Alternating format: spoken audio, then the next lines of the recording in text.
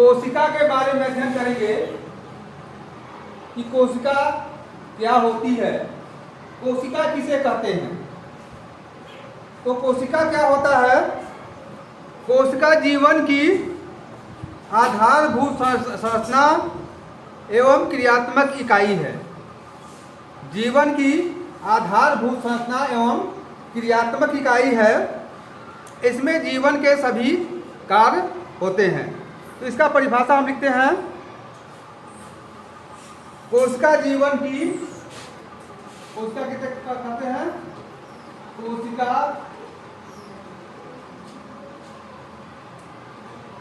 जीवन की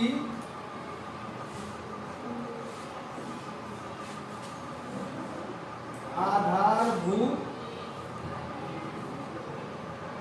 क्या है? संरचना एवं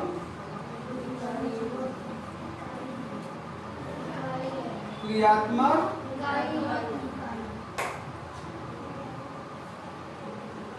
इकाई है। कोशिका जीवन की आधारभूत संरचना एवं क्रियात्मक इकाई है। माने हमारे शरीर की सबसे छोटी इकाई क्या है? कोशिका है, सबसे छोटी इकाई। और जीवन के सभी कार्य इसमें होते हैं। जीवन के जो है सभी कार्य संपादित होते हैं। जीवन के सभी कार्य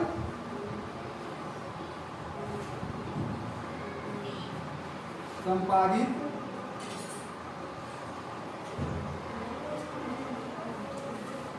अब देख रहे हैं कि कोशिका क्या होती है। कोशिका जीवन की आधारभूत संरचनात्मक एवं क्रियात्मक इकाई है।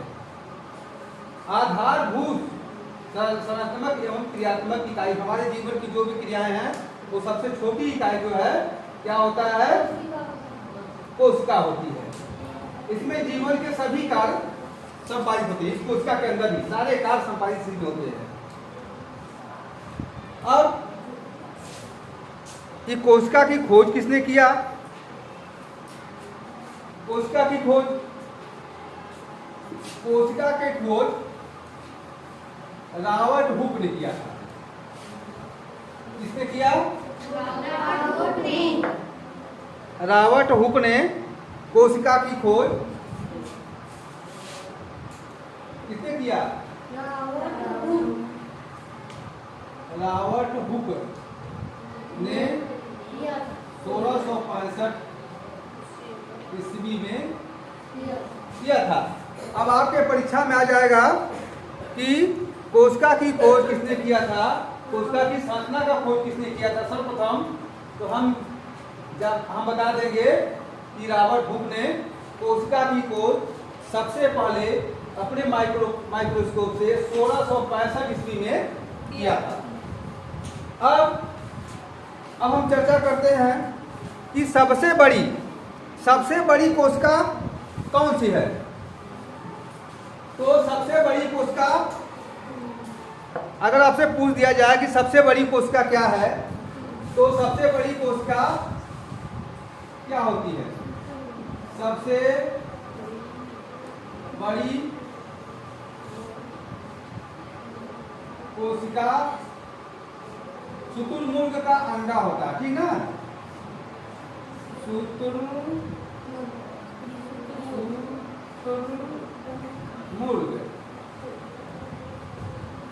पक्षी है, ठीक ना? शुतुरमुर्ग क्या है? एक पक्षी है और यह अंडा देती है।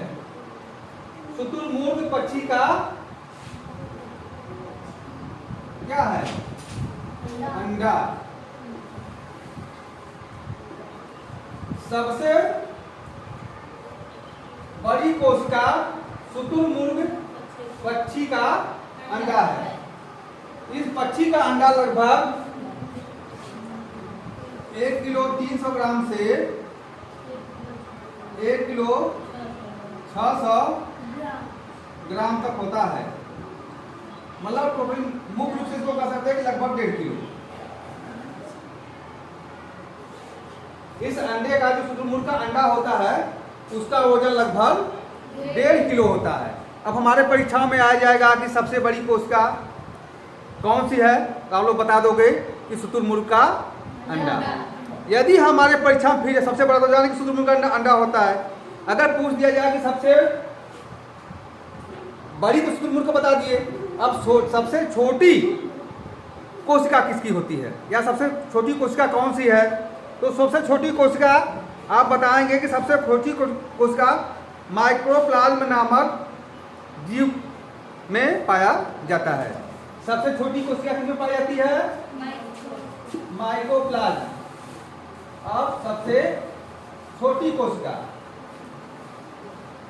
सबसे छोटी कोशिका क्या होती है, दूसरा सबसे छोटी कोशिका माइक्रोप्लाज्म जीव में पाया जाता है।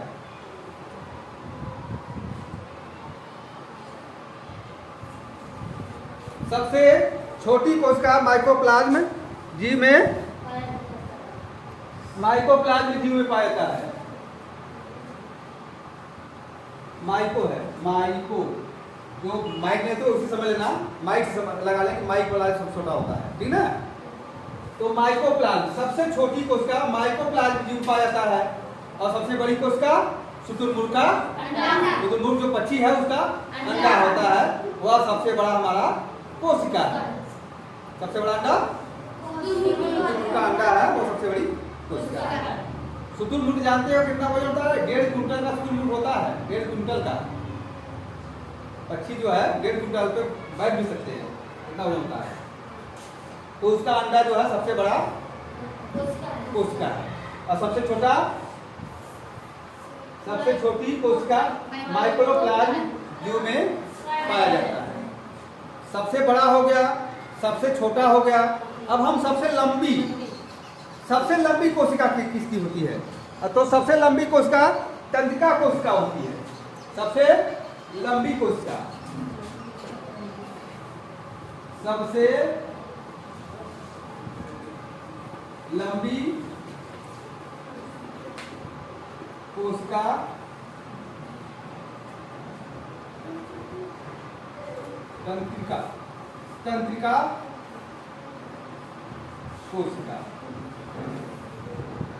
तंत्रिका कोशिका होती है। सबसे लंबी अगर आ गया तो हम बता देंगे कि सबसे लंबी कोशिका किसकी होती है, तंत्रिका कोशिका। और जो जिसकी लंबाई कितनी होती है, 1 मीटर। तंत्रिका कोशिका की लंबाई 1 मीटर। लंबाई तंत्रिका कोशिका कितनी होती है, 1 मीटर की होती है। तो जब हमारे एग्जाम में कभी भी आएगा कोशिका के बारे में कि कोशिका क्या होती है, तो कोशिका जीवन की आधारभूत संरचनात्मक एवं क्रियात्मक इकाई है। और इसमें जीवन की सभी क्रियाएं होती है। और सबसे बड़ी कोशिका की बात आएगी तो सबसे बड़ी कोशिका शुतुरमुर्ग का अंडा होता है। सबसे छोटी कोशिका माइक्रोप्लाज्म जीव में पाया जाता है। और सबसे लंबी कोशिका जो हमारा तंत्रिका तंत्र होती है, उस तंत्रिका तंत्र सबसे लंबी कोशिका होती है। और कोशिका की खोज ने किसने किया है, रॉबर्ट हुक ने सर्वप्रथम अपने सूक्ष्मदर्शी से 1665 ईस्वी में किया था। अब आ जाते हैं हम इस पादप कोशिका की संरचना के बारे में। अब पादप कोशिका की जब संरचना हम देखते हैं, पादप में और जीव में, पादप जीव, जंतु और पादप। जंतु क्या होते हैं, जंतु जैसे हम सब हैं, जंतु के अंतर्गत आते हैं। जो पेड़ पौधे हैं वो पादप के अंतर्गत आते हैं। ये पादप कोशिका का चित्र है।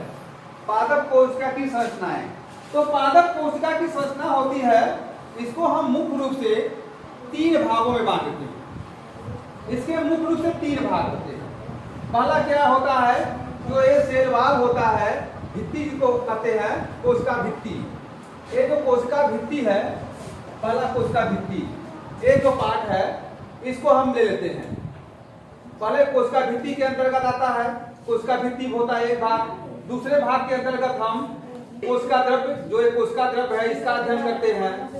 और तीसरा भाग हमारा केंद्रक होता है, तीसरा भाग केंद्रक होता है। तो हम कोशिका की संरचना को 3 भागों में बांट देते हैं। पहला cell wall, cell wall, cell wall. दूसरा कोशिका द्रव्य, कोशिका द्रव्य। और तीसरा केंद्र। इन तीनों पर हम चर्चा करेंगे, थोड़ा थोड़ा देखेंगे। सेल वॉल, यह कोशिका का सबसे बाहरी आवरण होता है। इसमें 3 भाग होते हैं। इसमें पहले, इसमें देखिए जो बाहरी होता है इसको बाह्य कोशिका, जो बाहर है, जो सबसे बाहर होता है, इसको बाह्य कोशिका, आउटर सेल वॉल, बाह्य कोशिका, आउटर सेल वॉल कहते हैं। यह क्या करता है, इस कोशिका के सभी अंदर के भागों की सुरक्षा करता है। इसके बाद सेल वॉल, बाह्य कोशिका के बाद देखिए बीच में आ जा रहा है मिडिल लेमेला। मिडिल लेमेला होता है, जिसको मध्य कोशिका भी कह सकते हैं, मिडिल लेमेला है। इसके बाद अंदर देखते हैं आंतरिक कोशिका भित्ति होती है। ये आंतरिक कोशिका भित्ति देख रहे हैं, एकदम अंदर है ये, इसको हम आंतरिक कोशिका भित्ति कहते हैं। यह क्या काम करता है कि जो अंदर के हमारे सभी, इसमें जो कोशिका द्रव्य है, केंद्रक है, ये सभी की क्या करता है, सुरक्षा करती है। ये पारदर्शी होती है। इसके बाद अंदर आते हैं, तो अंदर में हम देखेंगे फिर क्या होता है, जीव द्रव्य होता है। अब जीव द्रव्य में क्या होता है, दूसरा कोशिका द्रव्य। कोशिका द्रव्य में देखेंगे इसमें क्या होता है, इसमें माइटोकॉन्ड्रिया होता है, गाल्गी होता है, यह हरितलवक होता है। हरितलवक पौधों में पाया जाता है, जिसकी वजह से पौधे का रंग हरा होता है। गाल्गी का होता है अंतर्जीव जालिका इसिम होता है, जिसको अंतर्जीव जालिका कहते हैं। इस तरह से हमारा रिक्तिका इसिम होता है, माइटोकॉन्ड्रिया भी इसिम होता है, इसके अंदर कोशिका द्रव्य के अंदर। इसके बाद लास्ट में सबसे मध्य में, पौधे में या मध्य में नहीं होते हैं, ये जो है पौधों में मध्य में नहीं होता, कार्ना में होता है। इसमें समझाने के लिए इसमें लगा दिया गया है। बीच में क्या होता है, केंद्रक होता है। केंद्रक जैसे हमारा एक केंद्रक है, केंद्रक के अंदर जो है केंद्रिका होता है, केंद्रक के अंदर केंद्रिका होता है। और इस केंद्रक के अंदर जो है, केंद्रक है, केंद्रक वाल है, केंद्रक के अंदर केंद्रक द्रव्य है, केंद्रक द्रव्य के और अंदर देखेंगे तो यहाँ देखेंगे केंद्रिका है, यह केंद्रिका है। और इसी में क्या होता है, हमारे विकास, जैसे डीएनए होता है, आरएनए होता है, इसमें होता है डीएनए में क्या होता है, जो जीन होते हैं या क्रोमोसोम होते हैं, डीएनए में क्रोमोसोम होते हैं।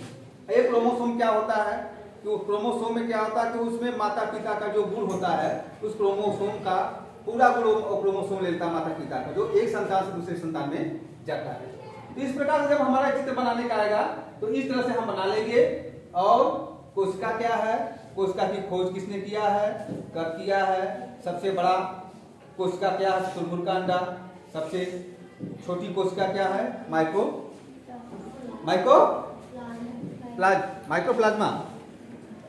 माइक्रोप्लाज्मा। इसके बाद सबसे लंबी कोशिका, तंत्रिका तंत्र इस तरह का होता है।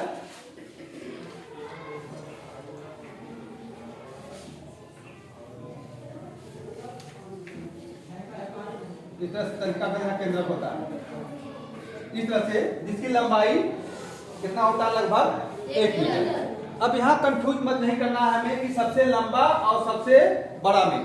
जब सबसे बड़ा की बात आएगी कि सबसे बड़ी कोशिका क्या है तो शुतुरमुर्ग का मच्छी का अंडा बताएंगे, और जब सबसे लंबी आएगी तब उसमें हम क्या बताएंगे, तंत्रिका तंत्र, ठीक ना, तब उसमें हम तंत्रिका तंत्र बताएंगे। और सबसे छोटा क्या बताएंगे, माइक्रोप्लाज्मा बताएंगे। थैंक यू, धन्यवाद।